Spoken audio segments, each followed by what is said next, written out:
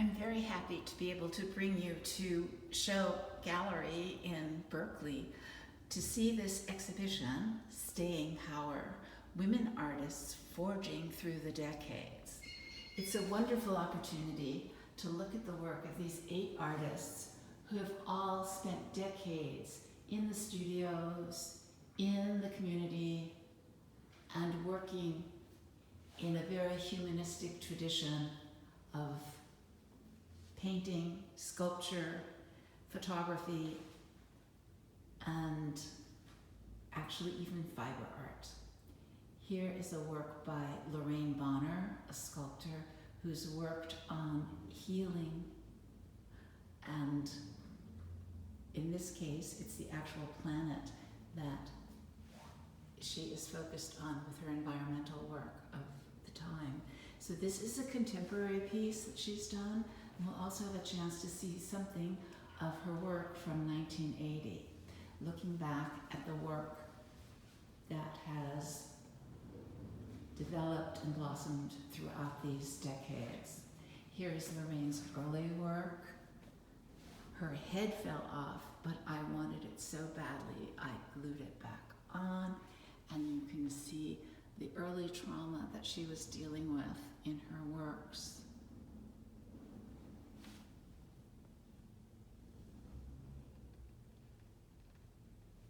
She has a very special relationship to clay, which has been both cathartic and has opened up an entire vocabulary for her.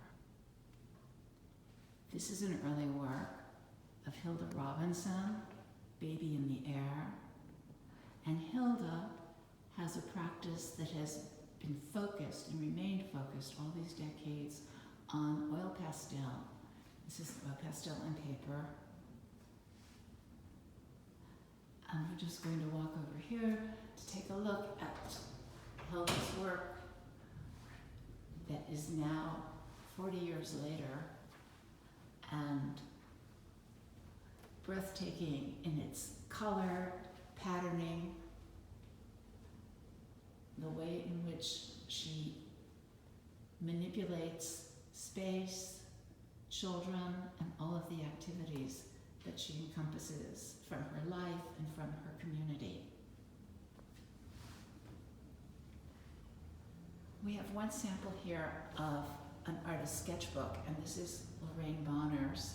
And as you can see, issues of the body here, the head severed, the enslavement and entrapment, all of these things are worked out in her sketchbooks, and this also dates from 1980. Leah Cook is a fiber artist whose early work from 1980 actually comments on the role of fabrics and textiles historically and in painting and art, and works with illusion and the nature of weaving and perception.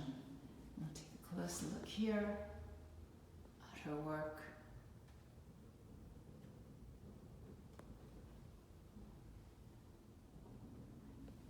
And Leah's work comments also on issues of technology, perception, and most recently on environment. And this is also a current piece of hers. So as we look at all of this early work, we can see the direct roots of the painters and the other artists in their development. This is an early work from 1984 of Lydia Stein. And when we see the palette and the color and the freedom, we're not surprised at all to look at her current work, which has free form. So she plays also with multiple images, with creation of figures. This piece is called Vice, and both the moral dilemma and the indulgences that are coming up from below in a red figure, and also an allusion to an actual vice and constraint with this vice that descends from above to try to hold and clamp.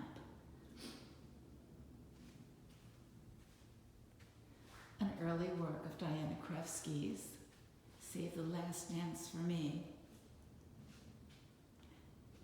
shows the painting coming off the wall, coming into the third dimension, and also holds that kernel of satire, social commentary, issues of beauty, expectation, romance. And then when we look at her current work, we see an unbelievable shift in the humor to that which is all around us and part of the world. So here, one hand is a paintbrush, the other a doll's hand, images and photographs, paintings, miniatures of beauty, right down to the zipper and the legs of the chairs coming out. When we look at this contemporary piece done recently by Jeannie O'Connor, California Burning, we see all of these elements that we are dealing with in the environment with climate change, the devastating fires in California, all of the issues that we are facing on a daily basis.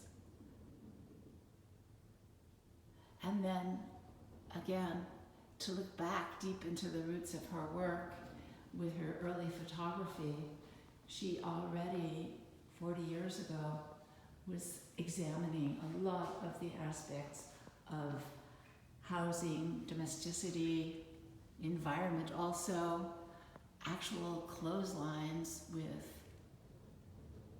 solar energy drying the washing and the woman in her position.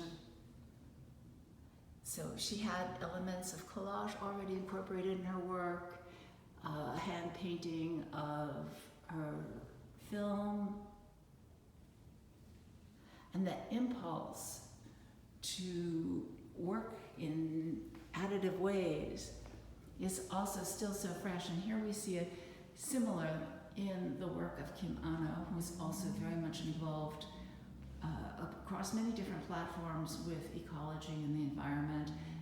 In these works, she's taken photographs of historical paintings. In this case, it's Rubens, and she has manipulated and painted. These are actually worked onto aluminum, so they're on metal.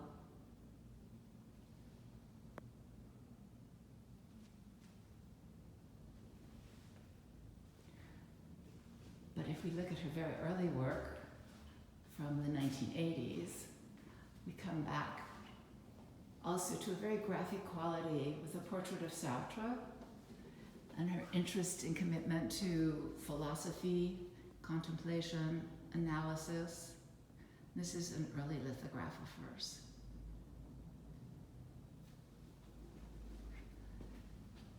And then the last artist that we'll take a look at who's in this exhibition is Jamworm, an early painting, Wyatt Earp and Annie Oakley, with comments on how the West was won, the romanticized view of westward conquests and movement, expansion, and also notions of what photography does in posing, how we create fantasies, appearances, contrasted with contemporary work from 1980. We go to 2022 with anthropology, a field that is completely in question for its approach to other cultures. And here, the scholar is being discussed behind his back by the skulls, whom he has tried to